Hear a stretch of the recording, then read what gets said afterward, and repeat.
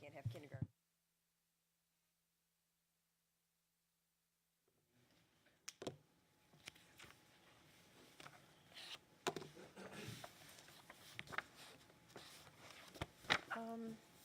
How are you guys handling the slide deck? Okay, great, thank you. Good morning. Okay,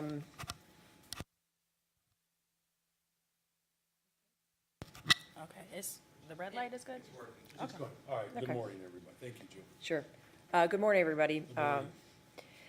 Thank you for being here today. We're going to start this press conference off with a little bit of an educational piece on the city and the MEABF payment that we have requested from CPS. For the education reporters that are in the room, you've had the pleasure of walking through some of this material already, and I'm sure many of you took the opportunity to review the material that was presented to the CPS board last Friday at their hearing on their budget amendment.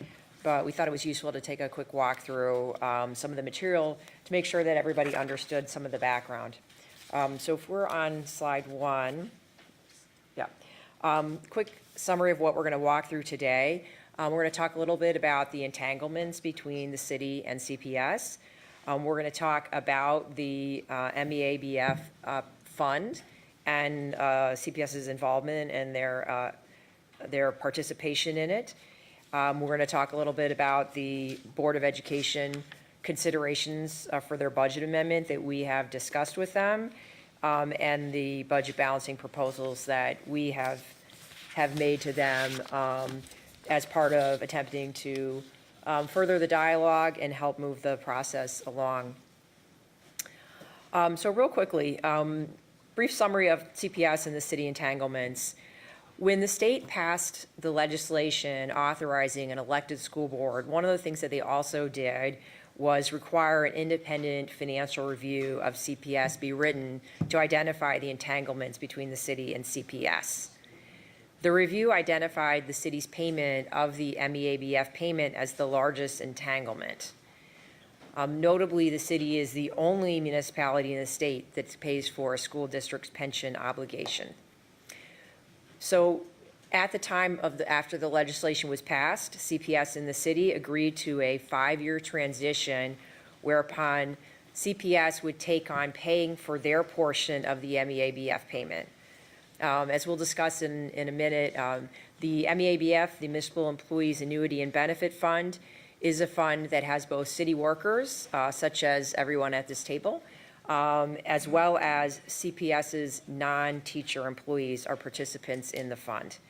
Legislatively, the city is required to make the fund contribution, which we do every year. But what we have tried to do is work with CPS to have them begin making their allocable payment, their allocable share. So the original plan was for a 5-year transition, starting with a $60 million payment and working up to a full payment, which at the time was estimated to be $289 million. An intergovernmental agreement was passed in 2020 that provided for annual payments through 2059, which needed to be evidenced each year by a new IGA specific, which only would specify the amount to be paid in that year. The IGA going through 2059 indicates the long-term nature of the agreement from the first time it was passed.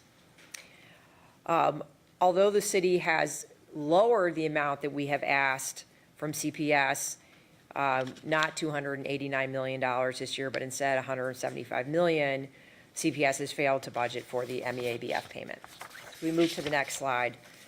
We want to do a quick review for context of what the current city support is for CPS. The top line is the MEABF payment. So when I mentioned, and we'll get into this in a bit earlier, that the payment this year was originally projected to be $289 million, that was because at the time of the agreement in 2020, that was the projection for CPS's portion. That portion has actually turned out to be $452 million because there was an experience study that increased the costs, increased the liability and the contribution amounts for MEABF. So if we look at that $452 million and we assume that we receive the $175 from CPS, we're still providing a $277 million subsidy, in essence, for CPS's employees. And of note, if you look at their financial statements, their ACFR, it notes this payment is made on behalf of CPS. We're also spending $319 million on TIF-funded projects currently for CPS. We had provided a surplus this year of $298 million to CPS, plus $13 million to their building fund for a total of $311 million, $142 million in debt service for projects that have been previously completed, $12 million in debt service on other projects that were previously completed, about $7 million in grants for things like After School Matters, or After School All-Stars, Safe Passage, those types of things. We're about $303 million in other services provided by city departments and $10 million in water and utility fees. So that's a total of $1.24 billion if the $175 million payment is not made, $1.07 billion if it is made. So the city provides very substantial financial support to CPS. So if we move to the next page, I want to talk a little bit more about MEABF. So the Municipal Employee Annuity Benefit Fund, as I stated, is a fund that covers both city employees. Essentially, everyone in the city that is not police, not fire, and not a laborer is a participant in MEABF. It also covers the non-teacher employees in CPS. Currently, CPS is 63% of the active participants, 47% of total payroll, and 40% of the benefit costs. If you're wondering why they're 63% of the participants and 40% of the benefit costs, these are generally the lower paid employees inside of CPS. I only note that because, we at the city are extremely focused and dedicated on making sure that our pensioners are paid. We take a lot of extra steps beyond what the state requires, including putting advance payments in because we value our workers in their retirement. These are some of the lowest paid workers at CPS. We do value making sure that their retirement is secure, as we hope does CPS. If we move to the next page, this is a little bit of a busy table down here, but what we want you to see is the arc over time. So the share of payroll that is attributable to CPS versus the city continues to grow every year. The number of city employees and the participants is steadily declining while CPS participants are not. You may remember our budget hearings. Our payroll is tightly managed. And the CPS participants, while they're in a fund that we have a legal obligation to pay, we have no control over. And again, this is a highly unusual situation to have participants in a fund that you must pay for, but you do not hire, budget for, or control the number of folks who are participants. So if we're on slide 6 now, just again taking a look at the history, what was the original plan for the CPS contributions? As I noted in my opening remarks, the plan was started with $60 million in the first year, ramping up to $289 million in this year is what was originally expected. And that was designed to be a time period in which the ramp up was slow enough that CPS could manage working that into their normal budgets.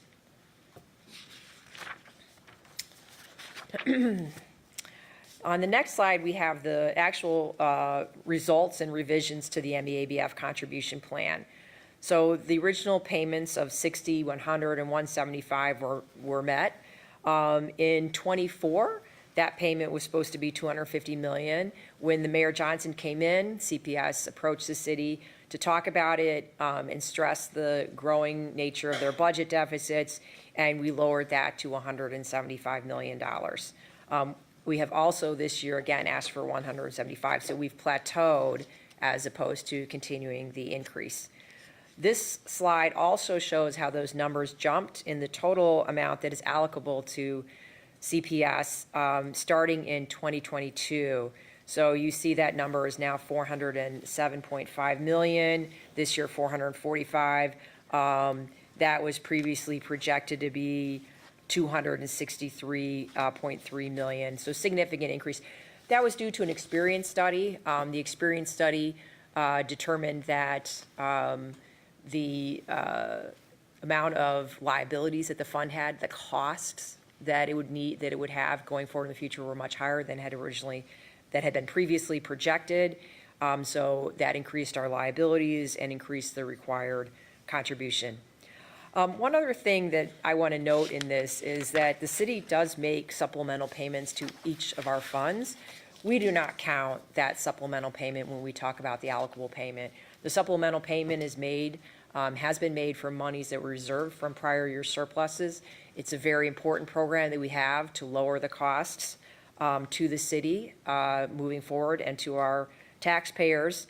But it is money that we have set aside, a city money, and we are not in any way asking CPS to participate in the supplemental payment, even though, of course, all of the pensioners in it, including their employees, will benefit from having a more highly funded pension plan. So on slide 8, what we wanted to highlight here is what has gone on with the TIF surplus and CPS MEABF payments. One of the things that you've heard from CPS is that they look to the TIF surplus to pay the MEABF payment. And so as you can see, if we look back, prior to 2020, the payments were under $100 million a year on average. That started to bump up in 2020. In 2021, we see the first MEABF payment at $60 million and a TIF surplus at $164. The next year, it moved down to kind of that normalized amount that it had been. But since then, we've been highly focused on surplusing as much money as possible out of the TIFs. And you can see that these are record-breaking numbers that CPS is receiving each year, and they are significantly in excess of what the requested contribution has been and what the agreed-upon contribution has been. So, in fact, if CPS had gotten to the $289 million this year, the TIF surplus that they've been provided would be sufficient to cover that. This is also part of our general plan for letting TIFs expire. As you know, we passed the GEO and Housing Economic Development Bond Proposal ordinance last year, which uses expired TIFs to pay for housing and economic development projects. One of the things that is really important is how dedicated the mayor is in this administration to returning any excess TIF dollars that are not going into projects beneficial to our city residents into all the different taxing bodies. It's a focus that has never been had at this level in any prior administration. So moving more directly on slide 9 to what are the funding needs that CPS has this year? We did some analysis on our own to see how could CPS pay for this MEABF payment that they did not budget for, and how can they manage their increased labor costs that will occur when they reach a collective bargaining agreement with CTU. So we put together some illustrative numbers. I want to note here that what we've put together, I made an assumption of $200 million on labor cost increases. That is no problem. No worries. That is an illustrative number only. It is not designed in any way to indicate what the results of collective bargaining are. I am not involved in those discussions, nor have I made inquiries of anybody who is to determine the accuracy of that. The number could be 140, 150, 250, 200 is an illustrative number designed to run the calculations. We have $200 million, we're assuming an increased labor costs, $175 million for the MEABF payment. And so those are higher expenses, right? But we also know we have $139 million of funds that they can budget. That's the amount of the TIF surplus that they are receiving that is in excess of what they originally budgeted. CPS will receive a significant portion of the TIF surplus this week. We are sending the money to the county for distribution today. So this comes out with a target number of $240 million needed for their 2025 budget. So what we have looked at is two items. short-term borrowing scenarios to address the remaining gap, as well as applying the $139 million. Each of these scenarios is a refunding of existing debt, which results in a reduction of debt service costs. So we have a addition of revenue in the TIF surplus and a reduction of costs by doing a refunding. If we move to the next page, we can show what this borrowing scenario would look like under 3 different scenarios. There's many ways that CPS could accomplish this, but what we wanted to do was provide them our thoughts on how it could be done. Scenario 1 through scenario 3 have there's basically one thing that has changed between the 3, and that is the repayment term. So we looked at a 3-year, a 5-year, and a 10-year repayment term. Looking at each of these, we used current market rates at the time of the analysis, which I believe was done on March 3rd. Yes, it says March 3rd. Current market conditions, as rates go up or rates go down, obviously those would change. There's no indication to indicate that that's a guarantee of those rates, but they did take into account where CPS bonds do trade in the marketplace. And each of them had a borrowing cost that was under 5%. So as I said, this would refund payments due June 1 and December 1, for which the deposit has already been made to the debt service fund. So since monies have been deposited, if we reduce that debt service, those funds can be released, providing additional liquidity to CPS to meet their operating needs. If we move to the next slide, and I promise this will be my last for those of you who are nodding off. This is just an illustration of the debt service repayment. So I know this is a lot of numbers here on the page, but let's focus on the yellow one in the middle. What we have in the left column for each is the cash flows. So $240 million coming out that goes to repay debt and release liquidity. And then in each year, we have a repayment of that debt. And so if you do a 5-year repayment, that payment would be $56 million each year. In the middle column, which we say is new revenue, that is looking at the property tax, the new property tax that CPS will receive when the TIFs expire. As you might be aware, the city has a website for the GO and Housing Economic Development Bond. We have a tremendous amount of information that explains this and shows all of our projections, because we are using that money as well. Our portion is about 23%, theirs is about 53%, but we're using our portion to repay the $1.25 billion in bonds that City Council authorized. So the amounts that are projected are in that middle column, and on the right is the balance, in essence, where it says unused revenues, is what would be available to CPS after the payment of the debt service. And so what this illustrates is, one, we're recommending a short-term borrowing to serve as a bridge to working out a more fulsome budget solution for CPS, but also one that, as we look at CPS's revenues going forward, we know that they are going to have increased property taxes that will become available to them that are above and beyond their base property taxes and above and beyond the inflationary increase that they are allowed to take each year. And if we look at those as a source of repayment, it is sufficient, whether you do 3 years, which is sort of accelerating it as quickly as possible using those repayments, or do something longer like the 5 or 10-year scenario that is illustrated here. I think, in wrapping up, the key points that we want to make is, CPS is moving to being a fully independent governing body. That is something that I think many people in the city are excited about. They were able to participate in the first election of 10 school board members this year. It is something the mayor has supported long before he became mayor of the city of Chicago. I've had an opportunity to speak with the board members, either individually, in groups, or at the meeting. It is a really wonderful group of individuals. I am excited that they will be moving towards full control of the school district in less than 2 years' time. But as the schools become independent, they also have to achieve a level of financial independence.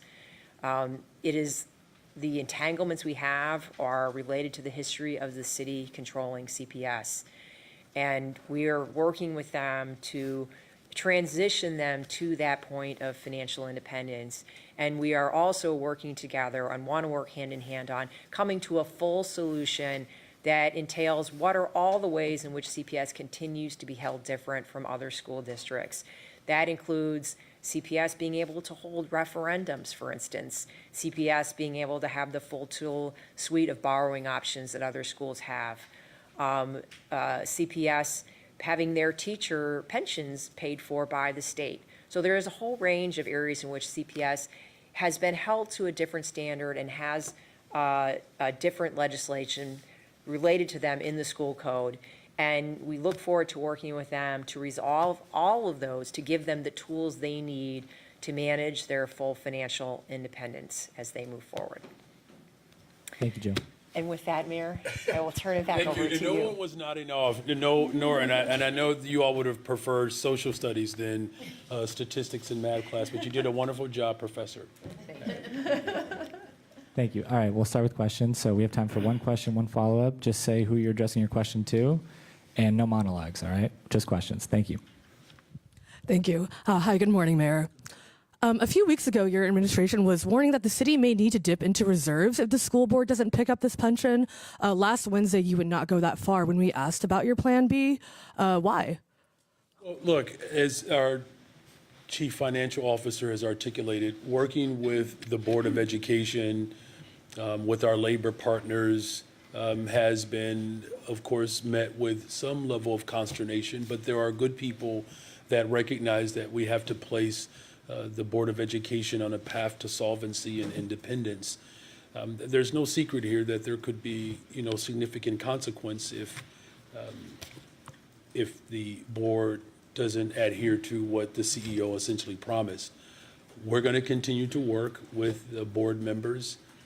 Today you had a, nice presentation around what their options are. They do have options. That's the most important thing here to remember, is that the Board of Education has options. Now, that has not been articulated from the CEO, but it's clear that they do.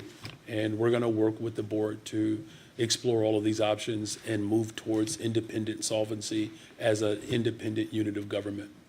And when you say significant consequences, if the city finds itself in a position where it may close out 2024 with a budget deficit, would dipping into city reserves be on the table?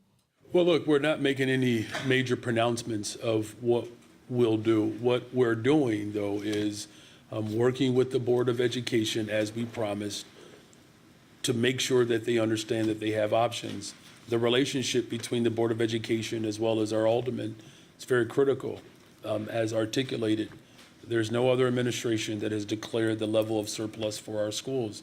That's what's most important here. I want to make sure that that is noted.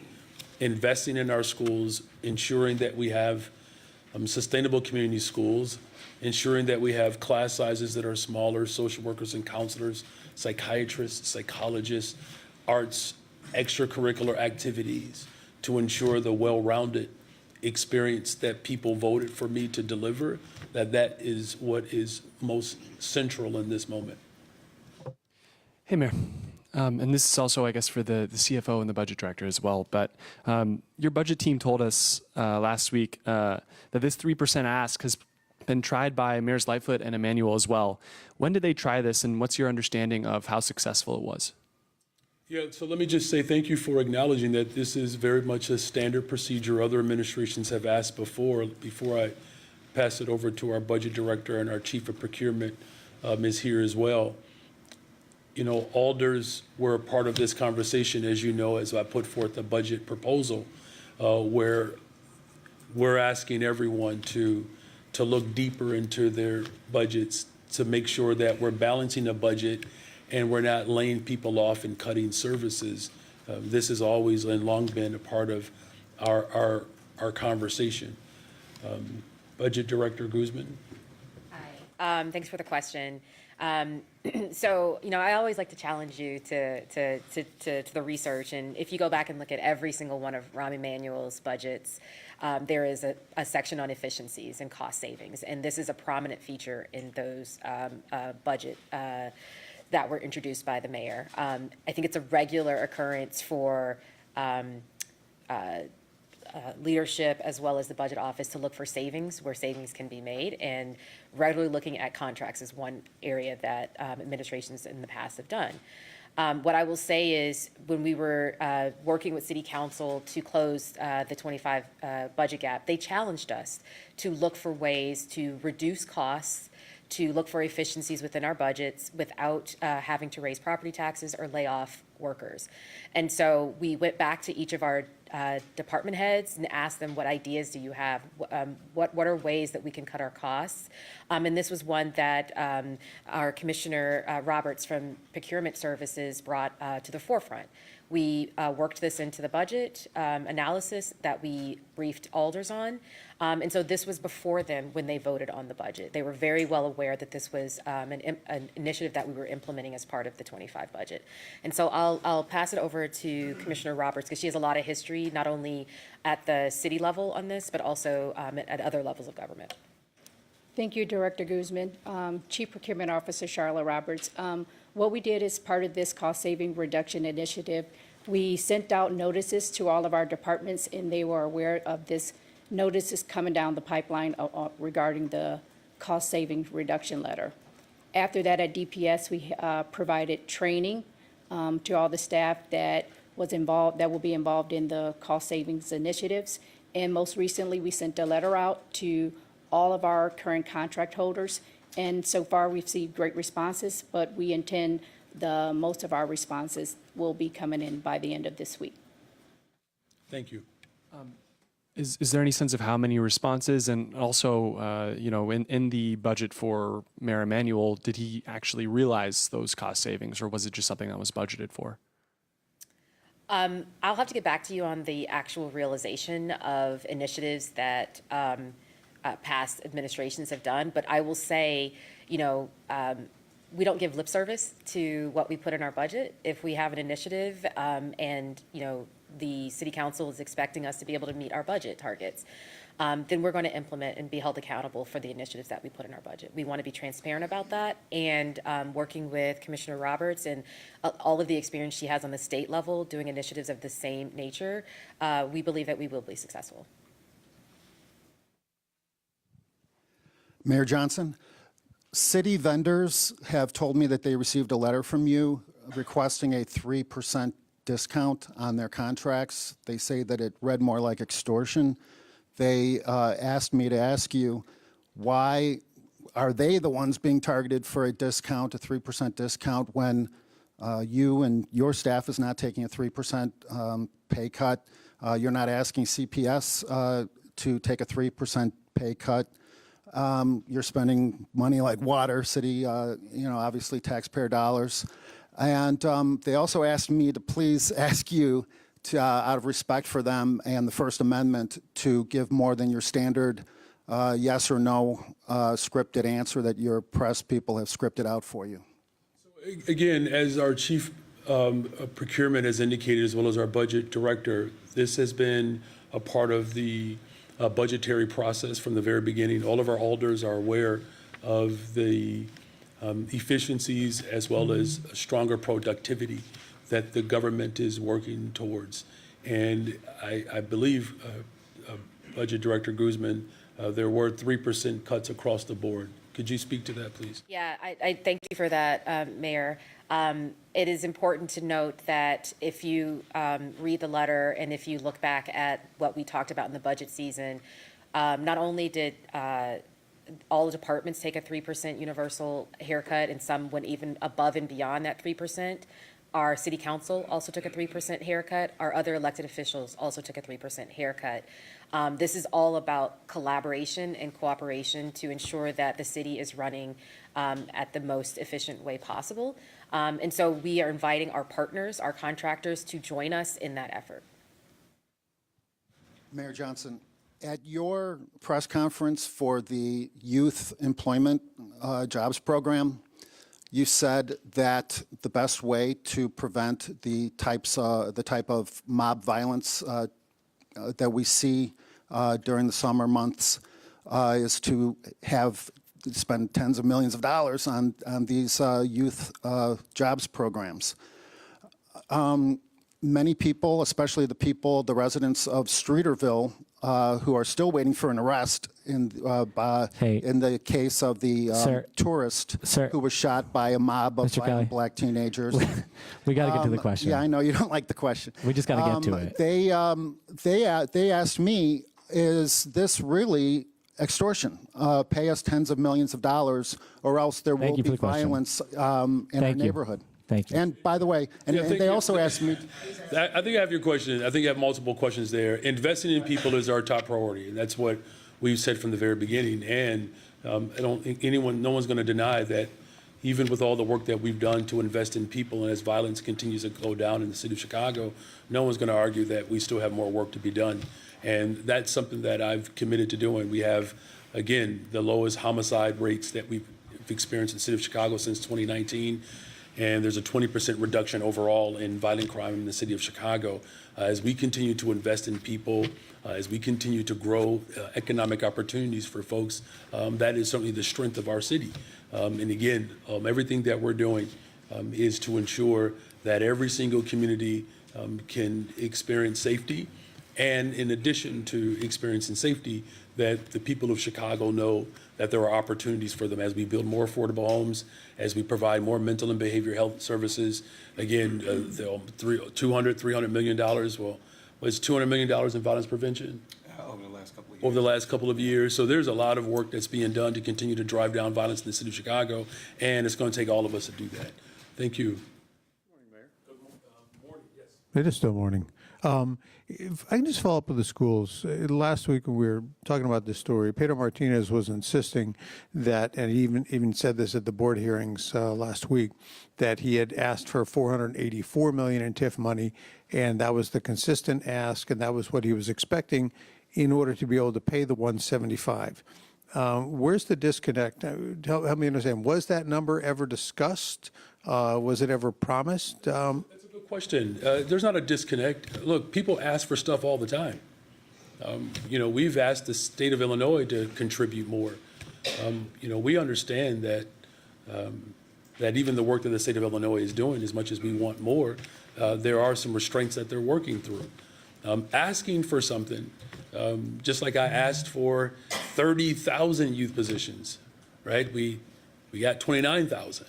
Right, this is how these things operate. So there's not a disconnect. That was a particular ask, but just keep in mind, the largest TIF surplus in the history of Chicago. Everything that I'm doing is to ensure that our public schools have everything that they need. There's work to be done. As our finance team and our budget team has indicated, we are working hand in glove with the Board of Education as they have to wean off the dependency of city government and prepare to be an independent body. This transition is going to be, it's going to take a lot of work, and we're putting that work in. So, look, it's right for any individual to ask and demand more from government, and we showed up in a very dramatic way by ensuring that the largest surplus in the history of Chicago it was released into our schools. So the board has their meeting on Thursday, I believe, where they're going to vote on their amended budget. Is it your expectation, or have you been given any assurances that they will be voting on the recommendations that were sent? And what happens if they say, we just can't do this? Yeah, look, it's a fair question, and you may have noticed that there is an independent report that was released today that essentially corroborated or substantiated what we've indicated, that they do have options. Our chief financial officer, as you can tell, is a quite meticulous human being and walked everybody gracefully through this process. Look, I think it should be noted that we have been the most transparent, open administration in this entire process. There's a unique opportunity with labor, the Board of Education, the mayor's office, this triangulation to ensure that our schools are sustainable, that our schools are well funded. I think it's worth celebrating that there was a high school that celebrated a state championship, Diet High School, and this school was slated for closure, I joined that hunger strike to fight to ensure that those students in that neighborhood could go to a high-quality, well-funded, sustainable community school. And it's proof positive that when we invest in people, our young people show up and show their very best. So again, as far as, options are concerned, we fully expect that this board is going to take their job seriously, work with the city of Chicago, as our chief financial officer has articulated, build this bridge rather, so that we can move towards a fully funded, fully operable public education system that our city can be proud of. Just to clarify, does that mean that you expect them to? Well, I mean, You expect them to vote on Thursday to we redo wouldn't the expect borrowing? anything less, right? I mean, it's no secret that we have been pushing for the Board of Education to take responsibility of their workers. I mean, that's not a secret. As you saw on the slide, there has been a continuous ramp up in our investments to help them contribute to the financial security of their employees. And that's something that obviously my administration is committed to supporting along the way. We're simply asking them to do their part because it's inevitably going to be their responsibility as they become a fully elected independent body. So what are the other options? You said that short-term borrowing is just one of the options. Chief Jarofsky, you want to walk through that or give a little bit of a headline? Are you asking specifically about It what seems is to in be the- that short-term borrowing is all you're asking for. What else? If they say no to that, then what's the alternative?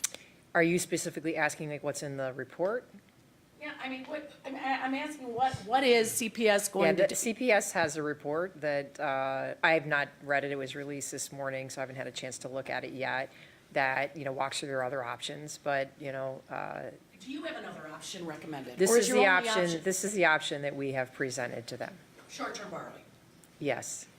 And if they say, you have not read the report, you don't know what they're also considering? Have you read the Baker Tilly report? I'm not also in charge of. But I'm just saying, like, if you Jill, right, the reason you have it is because it just came out this morning, Yeah. and that's why you have it, and it's the same reason why I have it, because it came out this morning, so. And they I haven't- think, Jill, thank you. I mean, the point is that there are options that they have, and that's the most important thing. We are working with the Board of Education to help them become an independent body. That's the most important thing is, at some point, respectfully, these conversations more than likely won't be necessary or the same, right? So I don't want people to think that this is like some sort of holy position, right? At some point, they're going to be an independent body. The disentanglement is critical so that they can stand alone. But I think also when we're talking about options, the Board of Education in Chicago is not treated the same as other school districts, right? And so there is a development of our democracy that is happening here. And I appreciate the question of how the city is helping the Chicago Public Schools, a separate entity, how to find a pathway to solvency. I appreciate that. But it's a task that we have obviously embraced, and we're grateful that there are partners there that understand the gravity of this scenario and they're willing to work with us. And can you explain, especially when it comes to CTU, if everyone's being asked, your vendors are being asked to take this 3% cut, you've asked aldermen as well and their funds, their discretionary fund to take a 3% cut. What about CTU? Why have they not been asked to take a 3% cut? A 3% cut in their current contract? In the contract that they're trying to get signed. Well, we didn't ask our police officers to take a 3% cut. We didn't ask our no, that's a fair question. I mean, I suppose. We didn't ask our police officers to take a 3% cut. We did not ask our park district workers to take a 3% cut. In fact, our park district workers experienced the highest raise that they've ever experienced in the history of park district workers. We certainly did not ask our CPS workers because there are other members in those buildings besides the Chicago Teachers Union. You do know that Local 73 did not take a 3% cut either. There's no secret here. I know one of your colleagues asked this earlier this week or last week. do I regret giving police officers raises? Let me just offer some context to that. Our Chicago Fire Department, and our budget director can speak to this. This is how dedicated and committed we are to workers in this city, and this is how executives historically prepare budgets. Even though the fire department contract has not been settled, as a fiduciary, I have a responsibility to forecast and project what the labor costs will be for other entities and units of government. Annette, you want to just speak a little bit more to that? Because I think this is helpful to have full context when we're asking a question about a 3% cut in our labor force, where we inevitably have to project and forecast labor costs as well as pensions, of which this particular body of government, Chicago Public Schools CEO, did not do that. You want to speak to that, Annette? Yeah, sure. Thank you, Mayor, and thank you for the question, Marianne. I think it's important to remember context here. The contracts that are being negotiated now, and even the ones that the city negotiated for our labor force, are contracts that are being put in place post-pandemic. So we saw record inflation happening throughout 2020 and 2021 and 2022, where labor contracts were significantly under that inflationary increase. And so what you're seeing, even in the FOP contract that was negotiated and signed last year, is the city's commitment to mitigating against that kind of historic inflation that our workers experienced, but yet didn't have, their cost of livings increased by the same amount.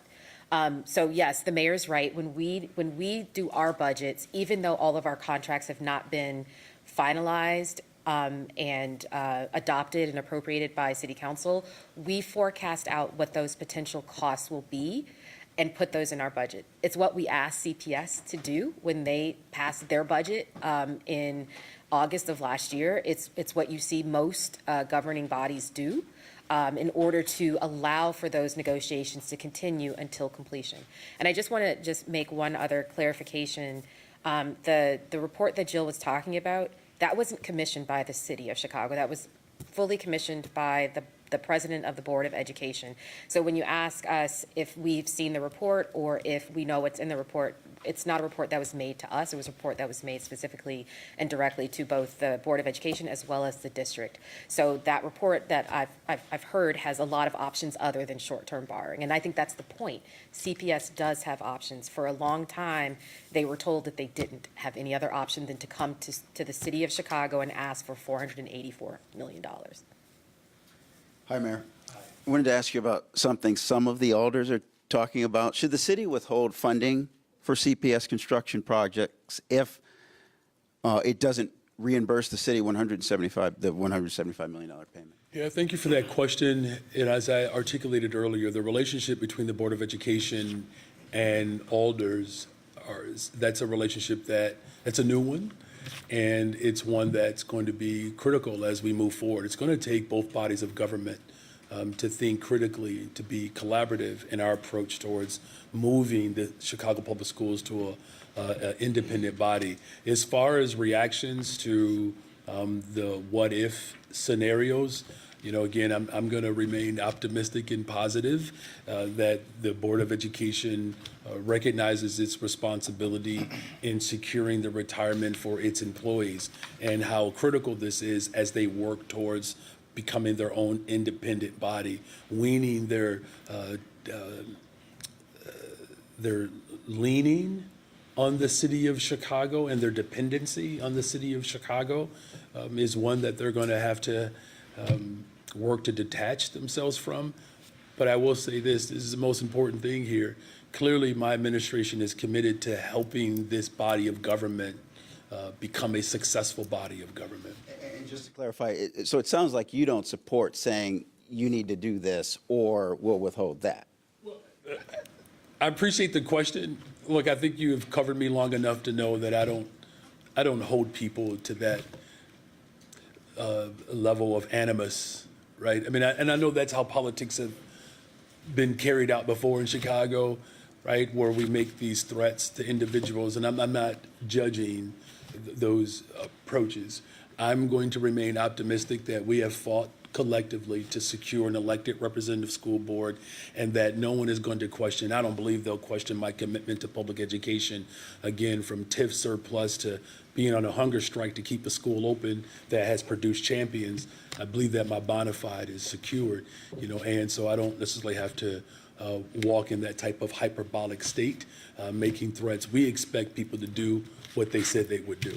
Honor their commitment that they made to City Council to make sure that they are paying into the retirement for their workers. Mayor, do you mind if I add something? I don't mind at all, right? Tamara, you okay with that? Please. Because we hear directly from alders too, the way that you do. City council is responsible for the city of Chicago's budget, right? They have zero control over CPS's budget. They have zero ability to question what CPS spends their money on, zero ability to approve their labor contracts and how much growth in those labor contracts occurs every single year. They have zero ability to do that. They only have control over the city of Chicago's budget. You have seen, our budget faces a lot of pressure in the coming years because of growing pension costs for our workers, as well as other costs that are growing, including labor costs. And they're very cognizant of that. They're very cognizant of the choices that they have to put before their very own constituents about how to maintain and provide resources to support our own functioning government. And so, over the last year or so, those types of conversations have come to a heightened scrutiny, including, are we going to continue to, sell bonds that support our infrastructure, or are we going to include CPS in those types of decisions? Are we going to continue to collect TIF dollars in TIF districts that could be released to all governing districts that have a portion of those tax dollars and direct them only to CPS, or are we going to release them? So these are the questions that they're asking themselves, and that's why we believe there's a conversation that has to happen about the long-term strategy of CPS, because they are still very reliant upon the city. As CFO Jaworski noted, it's to the tune of $1.2 billion. And as Chairman Irvin, I will say, so eloquently stated during his statement to the board, much of that is not an obligation that the city has to take on. Mayor, I wanted to ask you about your friends at the CTU who are saber rattling. They said late yesterday that the contract dispute, is barreling toward an escalated conflict instead of a landed contract. Do you believe the CTU would strike when one of its members occupies the fifth floor? I share the frustration. I do. As I stated earlier, there's no other mayor that has the commitment that I have for our public schools. I believe in public education. I do. I've benefited from public education. My family has. My children are CPS students, the first mayor in the history of Chicago to send my children to our public schools. I know the frustration in the classroom. I do, as an elementary teacher and as well as a high school teacher. The expectation that the people of Chicago have is that we move towards really fully funding our public education system. And what does that mean? That means ensuring that no matter where you live in this city, you can count on a social worker and a counselor being in your building. No matter where you live in the city, you can count on class sizes that are smaller and manageable. No matter where you live in the city, you should have a reasonable expectation to know that your children are being exposed to the arts, extracurricular activities that can help create confidence in our young people, to help build purpose. That's what I'm fighting for. That's what the people of Chicago voted for. They voted for a parent. And, some of the experiences that they're having with these negotiations, there are individuals that are not working in good faith on behalf of the expectations that the people of Chicago have. And that is a frustration. The people of Chicago have spoken. They have. They trust my vision for public schools, sustainable community schools, I put my body on the line for public education in this city. I don't know if you can name any other mayor that blocked elevators and went on a hunger strike to make sure that a school wouldn't be closed. And God help us, if that school would have been closed, those young boys would not have experienced the joy of competing and winning. Our children were left for dead. Our teachers were fired. And speaking of cuts, I remember 2 administrations ago, a 4% raise was snatched away from educators. And it's that type of animus and disdain towards the public good that we're also experiencing from Washington. It's the same approach. Cut, lay people off, dismantle programs that work. That's what Donald Trump is doing. We cannot have a district that acquiesces to the ridicule that's coming from D.C., where people are blaming educators and blaming children for growing up in neighborhoods that have been historically disinvested in. And so, I'm trying my best to, show some restraint here. But I'm home now. I don't have to do that. In D.C., I had to do that. But I'm home. We have been fighting for public schools in this city for decades. Al Raby, the campaign manager for the first black mayor in the history of Chicago, called for justice at Marshall High School and led wildcat strikes. Like, black folks in particular have been dealing with the pain and frustration of administrations that refuse to invest in them. The school closings in 2013, over 1,000 children missing. We don't even have an account for where they were or where they are. That Willis wagons, the fact that we have lost half of the black teaching force, that is the system that we have grappled with, and now we're in a position where we can do right by veteran teachers that are overwhelmingly black. We can do right by children who need special education services and bilingual education. We can do right by the workers of this city, and unfortunately, we have an individual that believes that he doesn't have to acquiesce to the demands of the people of Chicago. Their frustration is not directed at the 5th floor. Their frustration is directed at the individuals who believe that they are the only arbiter for what the people of Chicago deserve. And so here's what I'm going to say here now. I'm calling on the city of Chicago, all of us, to challenge the Board of Education, as well as challenge the leadership of Chicago Public Schools, to challenge them to make sure that we do not go back to a dark time with layoffs, privatization, harming workers, disinvesting in our children. Whether you're on the north side of Chicago, the far southeast side, and everywhere else in between, we deserve high-quality education. And I need the city of Chicago, as you voted for me, to stand with me to ensure that we don't have an individual or individuals who want to take us to a dark time in our city's history, that they cannot acquiesce to the iniquitous forms of government that's coming down from Washington, D.C. We're Chicago. We are better than that. Hi, Mayor. I want to ask you about a report out of Bolts magazine that says there's a pilot program now ongoing in the 8th Englewood Police District that allows police officers to file felony charges without going through the felony review process, which ensures that an assistant state's attorney examines the evidence in those cases. Is that a pilot program that enjoys your support, and should it be expanded citywide, or does it raise questions of potential misconduct given the police department's history? Thank you for that question, and thank you for acknowledging the historic harm that has unfortunately still rears its ugly head as we settle cases from a time period in which I was in the elementary school. Constitutional policing, building relationships within the community and restoring relationships and maintaining relationships with law enforcement and community, that is my top priority.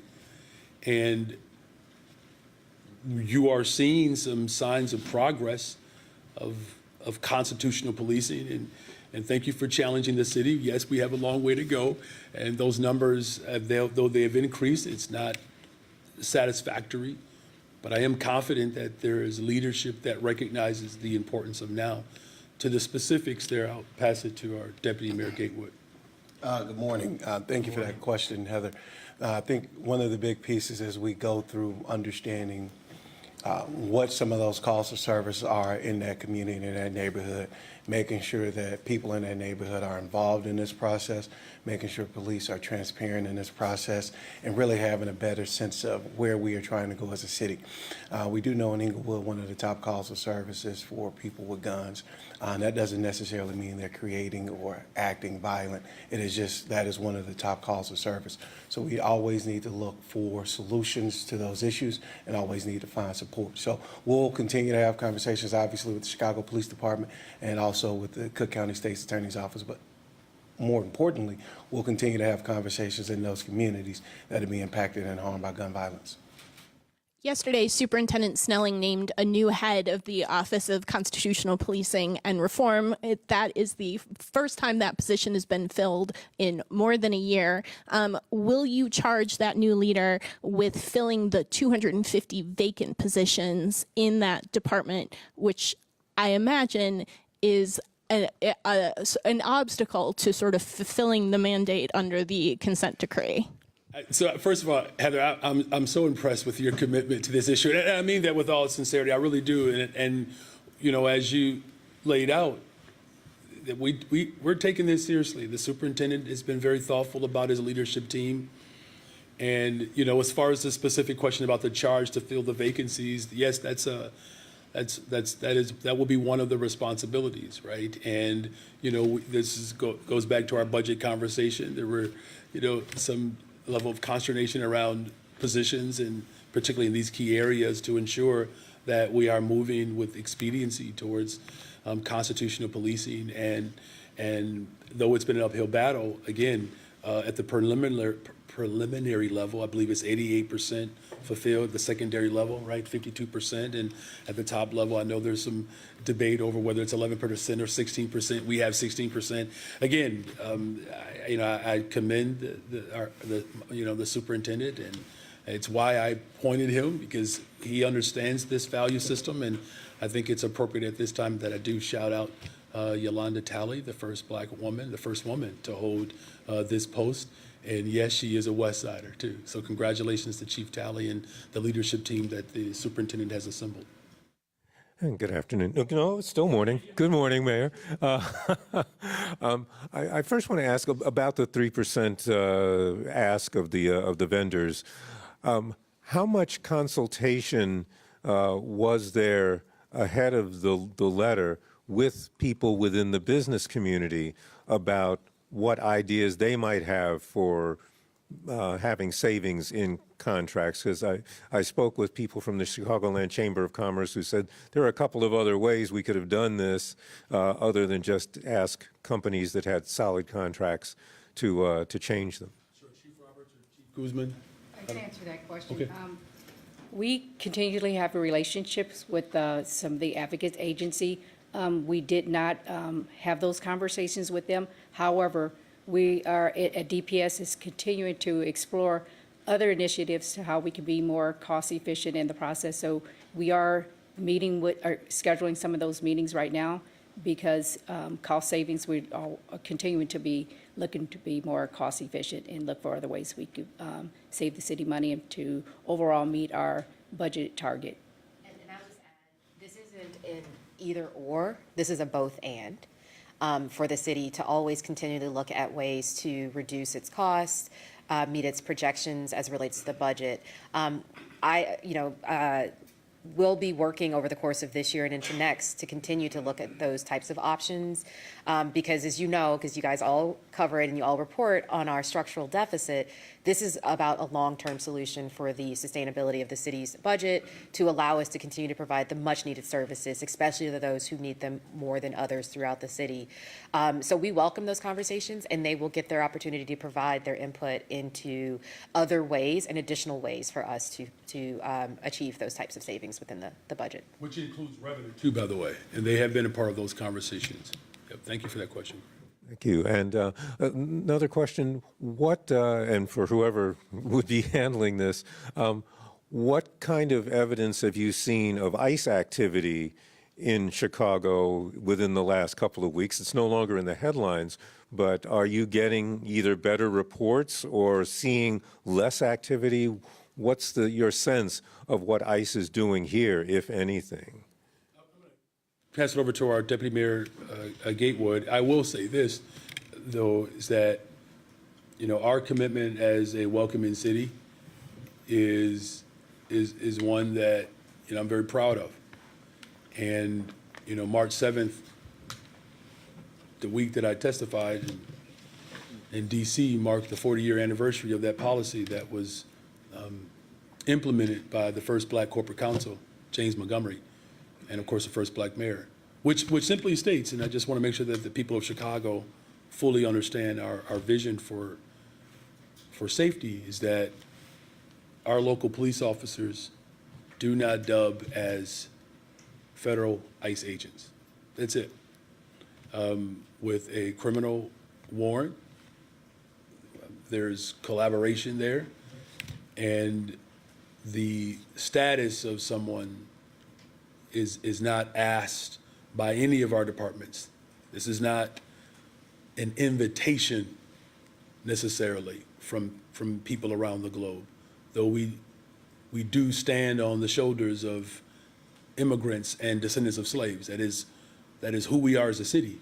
But the Welcoming City Ordinance maintains community trust between law enforcement and residents, and that's important. But as far as any of the particular activity, Deputy Gatewood? Thanks for that question, Craig. I think ultimately we have seen just a constant line of communication between our police department and federal partners, not necessarily in regards to ICE, but just in the work that they do in general. We know that there are quarterly reports when there are ICE interactions that are submitted to the city. We have those reports, we'll review those reports, but ultimately we're still about the business of making sure people in Chicago are safe, regardless of what federal agency is in the city. Hi, Mayor. The school board's meeting this week, and they're expected to consider the budget amendment that would have set aside money for the teacher's contract and the disputed pension payment. What's your over-under on that budget amendment passing? And do you do it with such a straight face? That's impressive. Can I just offer a friendly amendment to your question? That also includes settling the contract with our principals, which it doesn't get discussed very often. Look, I don't want to take much more time on this because I went on a long monologue with one of your colleagues, but I want to just make sure that I'm being direct here, is that this is about the people of Chicago. It's about our families. We're talking almost 330,000, 325,000 families who are counting on our district to fund arts, the music, which is part of arts, our IB courses, the transportation within our public schools. We know that that's a challenge. Our bilingual education, our special education, I believe it's about 30%.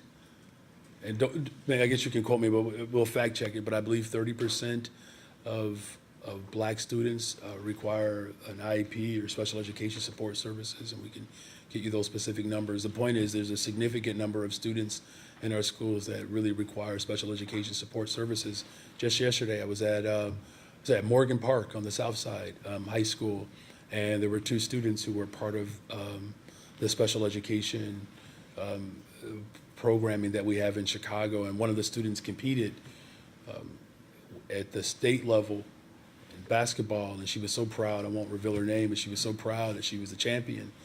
These are the type of families that rely upon our public schools, right? And so the Board of Education really in this moment have a responsibility not just to make sure that the workers are supported, but it's all of the programming. I think we don't talk enough about how this contract codifies programming. It really does. It codifies safety. It codifies interactions between the teachers and administrators. I'm just going to make maybe this might be a little selfish here, what I'm about to say. But one of the things that I know that the teachers are pushing on are areas around how they're evaluated and having a more substantial way to demonstrate the evolution of their teaching. But there's also elementary teachers, and I know this personally, where we don't get enough time to prep in between time with other students. If you ever worked in elementary school, it's different in high school. You know, they have periods, right? So your first period, second period, all the way up to eighth period. And so high school teachers, no disrespect to them, I taught at the high school level, they don't bear the same level of responsibility with students as elementary teachers do. Sometimes I would sit with my students all day. And as much as I love working in the Chicago Public Schools, we didn't have enough support in the building where a child could have a prep period like art or music. I had to walk them down to lunch, sit with them at lunchtime, never had time to go back and grade papers. My wife used to get so frustrated with me, I'd bring all these papers home and she would have to help me grade. It's too late, it's statute of limitations are over now. My wife helped grade, so all those 30-year-olds out there, 7th graders that I had, yeah, my wife helped me grade some of those papers, and she's a smart woman. But I just think that there are costs that we talk about in terms of raises, and I get it, right? But there are costs to educating children that go beyond just raises. So as far as my over-under, I'm confident and I'm counting on the Board of Education to show up for the families of this city. And, what will happen if the budget amendment fails, but the intergovernmental agreement passes? The intergovernmental agreement would legally require CPS to pay the pension payment. In that scenario, could the CTU be left without money for its contract? Well, look, there's a responsibility the Board of Education has. They have to do both. They have to do both. All right, I'm going to say this as briefly as I possibly can. Could you imagine if I would have put my budget together like that? Where we did not cost out for raises or taking care of people's retirement? I would imagine that all of you would have the same question every single day. Mayor, how is it possible as the executive, as the fiduciary, that you did not prepare your budget to speak to what essentially is, what percentage of a budget is our salaries in that? Well over 80%. Typically in most budgets, even with corporations, right? Like that is the first thing that you have to do. Our chief of staff used to be a senator in Springfield. That's you understand, like that is the fundamental responsibility of any executive, is to make sure that you can pay for the workers and secure the retirement. I'm not asking you to ask a certain question. I'm just saying that in my response that the failure to do that is reprehensible. Reprehensible. So the Board of Education has a responsibility, even if executive level has certain proclivities that miss the mark. The Board of Education, has an opportunity to do something right on behalf of the people of Chicago. Good morning, Mayor. Do you think that restricting the application process for 35th Ward candidates to just 1 week restricted the number of people who applied at all? I know that under Mayor Lightfoot, she had 4 appointments and they were all 2-week application windows. It's an open process. If people are serious about fulfilling a vacancy, I don't think you need an inordinate amount of time to determine if you want to represent. Here's what's most important, though, is that the 35th Ward deserves a person who is going to reflect their values. That's most important. And those conversations with individuals that reflect the values of the 35th Ward, they have my complete and undivided attention. To the point that you just made about reflecting the public's values in that ward, there were public input surveys that were done with like the 43rd Ward and the 12th Ward under your predecessor as well. How is public input going to be gathered in selecting and vetting candidates? Well, there's no secret around what the people of Chicago want in leadership right now. They want someone who is committed to investing in affordable housing. The 35th Ward, under the leadership of Carlos Ramirez Rosa, did an exceptional job working to keep the 35th Ward affordable. There's some great things that are happening up there, but it's getting expensive to live in Chicago. The 35th Ward has been very aggressively pushing and calling for more investments in youth and workforce development. Many of the coordination that was done between 35, 33, and 26 around treatment, not trauma. What I'm getting at, we're talking about an historic region that has strong progressive values that unite the interests of Black and brown and marginalized people. So their input has already been heard. I believe the 35th Ward and the leadership under Carlos Ramirez Rosa has not only taken the 35th Ward in a progressive direction, it has helped shape the progressive politics for the entire city of Chicago. So whomever it is, they'll be filling some pretty large shoes. Good morning, Mayor. I have a question regarding what is happening with the Alderman request to open Satellite Police Station 12, and what about the request for Police Station 13? I'm going to pass that over to my budget director. I mean, look, I think there's no secret that our city does not have the revenue flows that we would like, and we're working hard to do that. There's a staffing element that we have to discuss as well. So I don't know if anything else you want to add to that. No, I think it's important to always remember that we pass a budget that sets out the resources and allocations every single year. That's clearly not in the budget that was passed in 2025, and I think that means that we have to continue conversations with not only between City Council and the Mayor about what we are going to appropriate each year, but I think there's a serious conversation about the needs within the community that has to be had directly with the superintendent, who is responsible for those types of decisions. And just, to that point, look, the investments that we've made in community safety have been substantial. First of all, we respect the work that the women and men in the Chicago Police Department do. And I just want to tip my hat to their work over the weekend. Was it me, or did it feel like there were 1.5 billion people here celebrating St. Patrick's Day? I mean, it felt like it was a far from. I mean, Mary Ann's still wearing green. That's how triggered she is. And they did an exceptional job. And this is hard work. Get people from all over the world come in to hang out in Chicago. And so I want to just publicly acknowledge, and I share this on social media, I really thank them for their work and our investments in helicopters and other technology and investing to support our law enforcement. We do still ask them to do too much. We do. That's why we're working hard to make sure that we are expanding opportunities for folks to participate in the fullness of what community safety looks like. Hey, Mayor. So this budget that we're discussing, it was approved when the CPS budget. It was approved at a time when you still had full control of the school board, right? We've moved on since then, but what went wrong back then, right? Were you not able to get the Board of Education that you appointed to either reject the budget that didn't include funding for the labor costs, didn't include an actual hard IGA on the MEABF payment? Were you not sufficiently leaning on them? Did you not intervene then to ask them to not approve the budget? What happened back then when you still had control of the board that this budget was approved? Well, look, where we are today did not occur simply because of what was or was not done in August. I think our chief financial officer laid it out really eloquently, and we can go back further if we want.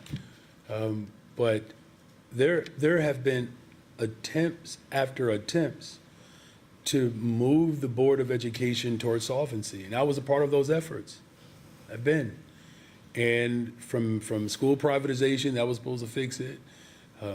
School turn. I don't know if you were here for this one, Justin, but school turnarounds, right? Where they were firing entire staff members and said this is going to be a better way to educate children. Was it 2016, the pension holiday, right? 3 years. And then they went and had the temerity to ask the Springfield to give more resources, right? Even after having a pension holiday. What I'm saying is that there's been gross negligence for some time. So I don't want to put it on just one budget, right? I don't know if that's a healthy way to substantiate how we're here. Moving forward, that's really what we're getting at here, is that this board is going to be an independent body. And, I don't want to sound, like my dad, here, but at some point they're going to have to move out. They're going to have to move out. And, for me, I was fortunate to fall in love and marry young, and moved out and got on my own, and somehow managed to stay committed for 26 years. That's what this is. This is a relationship that we have to disentangle. And I don't know if this is a good analogy. I don't want people to think that my wife is leaving me, by the way. This is about me leaving my father. It's a scripture, you know what I'm saying? That a man leaves his mother and father and cleaves to his own wife. And I think this is what's happening here, that they're going to have to get comfortable. And that's essentially what this ramp has done. Like we're not just kicking them out. By the time I was 18, 19, my father gave me a couple more years. And what we're just saying, we have a couple years before you're going to be fully on your own. And that's really what this process is about moving forward, how to make sure that this independent body can stand on its own. Clarifications are really important. As the CFO said earlier, the CPS entered into almost over a 30-year IGA. So there's two IGAs. There's the master IGA that literally clearly sets out the intention to make this payment every single year. All the annual IGA does is put the number in for that year of how much they are going to pay. And that usually for the last couple of years, the district has waited for us to declare the surplus so that they can confidently put the number into the annual IGA that's just about the payment. But the intention has always been that they reimburse every single year. History of it, but One other Question is that CPS didn't put the MEABF payment in their budget last year either.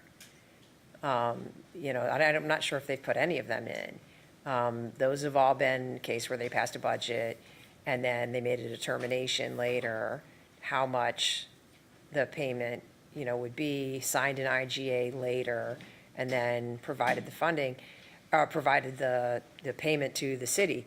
So, this is, in this year, they've insisted that they need a budget amendment for that. But for instance, last year, when they paid $175 million, it was not in their budget, nor did they pass a budget amendment or indicate a need for one. I think they did pass the budget amendment one of the years under Lightfoot, right? Because it was a tight 3-2 vote. I guess my point is kind of to your analogy. Didn't you have more leverage when your kid is living in your house, right? And you have more authority of what they do, and now they're out of the house. And what leverage do you have here on the current school board? I mean, we're talking about there's no good financial option, right? It's choosing from amongst bad options, but you have to get 2/3 of the district or the Board of Education to approve it. It's the first tough vote a lot of these folks are making. What are you saying to them? I know this is probably part of it, this like kind of public awareness campaign, but what are those conversations like to get people, especially those who you didn't appoint, didn't kind of ran against you in a sense? What are those conversations like to get them to approve this?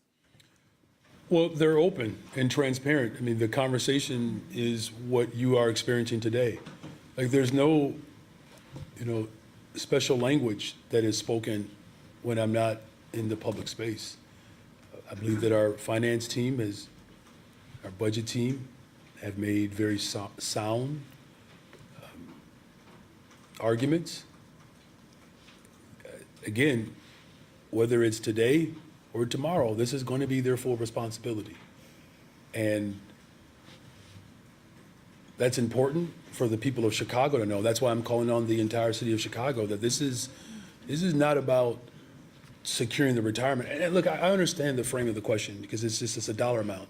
But I just hope that people can appreciate this is not just about making sure that we are securing the retirement of people. This is about how we're investing in our public schools. Look, this sort of tit for tat or back and forth that I think that some people would like to see, that's not how I get down. It's just not. And what we're saying is that there's a complete vision for our public institution, our public schools. And whether it's making sure that the retirement is secure for their workers, ensuring that we have small class sizes, and moving towards what my vision for public schools, which are sustainable community schools, and there's proof positive that they work. Diet High School is a sustainable community school. This is about investing in what works. And the Board of Education has a fiduciary responsibility to take care of their workers. They also have a responsibility to make sure that our principals have the support that they need, our teachers' assistants, security staff. There's a whole bunch of people that are leaning on this Board of Education to take some responsibility of what the people of Chicago voted for, which is inevitably a fully elected representative school board. This issue doesn't end when this agreement is secure. You could see that over time, there's going to be a greater expectation. So it's not about leverage. It's about what's doing right, what's right.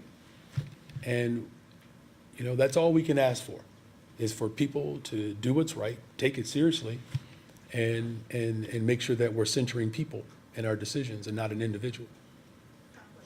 Mayor, good morning. I'll make it quick. You've been very patient, thank you, and it's a very lovely sweater you have Thank you on very today. much. Yeah. Appreciate the fashion input. Question for you, taking you back to Washington. I'm wondering if you or your team. I know. All right. I know. Been a couple weeks. Wondering if you or anybody on your team has heard from the Justice Department after Congresswoman Luna recommended you for criminal investigation to the Department of Justice. Has anything come from that? It's a good question. I'm not sure if anything has come from that. Just unclear. Yeah, I'll make sure that our corporate counsel responds, but I'm not sure if we've received anything directly yet from that particular item that you're referring to. From the Department of Justice, Pam Bondi, or Exactly. I know which one you're talking about. Okay. Yeah. Finally, there's been a lot of chatter about your job and other people that want your job. You've talked about wanting this job for a very, very long time. I'm wondering if you can let us inside your headspace and it's very early, I understand, but where is your head at on running again and the field that may be filling up to occupy the 5th floor? Well, I mean, look, my focus is making sure that we're investing in people, right? I mean, that's, I'm very proud of the work that we've done, right? The amount of affordable homes that we've built, almost 4,000, Department of Planning and Development, which includes our housing investments, and a number of other investments. Just last year, I believe that DPD, through our planning commission, approved about $11 billion roughly. It's about 37,000 construction jobs. I made a commitment to open up mental health clinics. We've done that. That's what they knew I was going to do that because I said it and we've done it. We said that we would increase youth employment. I keep getting the number wrong. It's 45% increase since I've been in office, youth employment. We said we were going to, hire, promote 200 detectives. We did it. We said we're going to make sure that we add, stronger equipment to our law enforcement, 3 helicopters. Every single promise that I've made, we have worked hard to fulfill those expectations because we believe in our beloved city, one of the most diverse economies in the world. I can go on and on about, those investments, and I'm saying that I have a unique honor. There's only been 56 other individuals that have experienced what I'm experiencing. And I don't take that for granted. I love this city, the diversity of our city, standing up for, our immigrants, right? Whether you're Jewish, Italian, Polish, Irish immigrant, Mexican immigrant, standing up for black folks as descendants of slaves, making hundreds of millions of billions of dollars in investments on the west and south sides of Chicago. We're going to keep doing that, and I'm very proud of the diversity of our administration too. More black and brown folks in an administration, more black and brown folks leading city council. Superintendent Snelling is carrying on that trajectory. And even with more black and brown folks, it's not like non-folks of color are losing. And by the way, we have work to be done, but we're safer, right? Another 20% reduction in violence this year alone. I mean, personally, I don't know why anybody would even try to run against me. I think you got, 60% of the cabinet are women? Yes, that's right. Thank you for lifting that up. More women in our administration. And really one other thing about, Chief Talley, I think our police department deserves credit for this. I believe 27% of the police department is now, right, women. There are more brown and black folks that are applying for these positions. What I'm saying is that the city of Chicago, it's just an incredible, soulful place where we are the heartbeat of America. And while other cities are capitulating to the pharisaical leadership in DC, we're holding to our values. The largest city for paid time off, was it 1.1 million workers roughly that received 10 days. We abolished the sub-minimum wage for tip workers, the most pro-worker mayor in the country. And with all of that, Condé Nast, 8 years in a row, the best big city, 13 years in a row, corporate relocation, right here in Chicago. Look, there's a lot of work to be done. I inherited quite the ordeal. We took a crisis that the country could not figure out, responded to that crisis, because remember, it wasn't just the city of Chicago responding to the migrant mission. You had the county and the state working in silos, brought all of us together, and then working with the state of Illinois, working with the governor. We built a one system initiative. How many beds do we have available in our shelters right now? Total 7,200 because 400 of them are winter-based beds. But It's a 120% increase from year over year.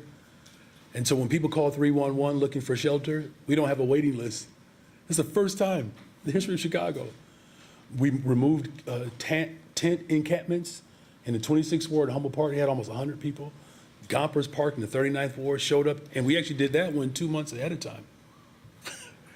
And look, I'm saying all that, and I know I'm not perfect. Look, I know there's been some hard times in the city of Chicago, and I've lived through them, right? And if you look at every single category in the city of Chicago, we're improving, we're getting better, we're getting stronger. Our cities are getting safer. But the last thing that I'll say to this is that this is not a one-person job. This is the full force of government. There are faith-based organizations that are stepping up, community-based organizations that are stepping up and leaning in this moment. It's going to take all of us. And look, I'm going to defend this city to the day that I die. I am. And I know that I cannot do this by myself. That's why I'm working with the Speaker of the House, working with the Senate President, working with alders, working with all of our partners, working with the board president, working with the governor, on and on and on, bringing people together to ensure that the people of Chicago can have some advantage, right? And I could not have imagined when I was teaching in our neighborhood schools that a hunger striker, someone who took arrests and organized in this city, would ever become mayor. But I know one thing for sure, that this city deserves comprehensive leadership. Someone's going to tell them the truth. Someone who is not just willing to be held accountable, but someone who's committed to bringing people together to respond to all of these challenges that we have. And we've done that, and I believe over these next 797 days, whatever I have left, 700-something days left in this first term, we're going to continue to make those critical investments. And when that time comes for us to make our case, I feel incredibly confident that what I set out to do in my first term, that we would have moved in the right direction, and that the people of Chicago will make their decision in 2027, and I feel pretty good about where I stand. Thank you all very much today. Appreciate it. Thank you.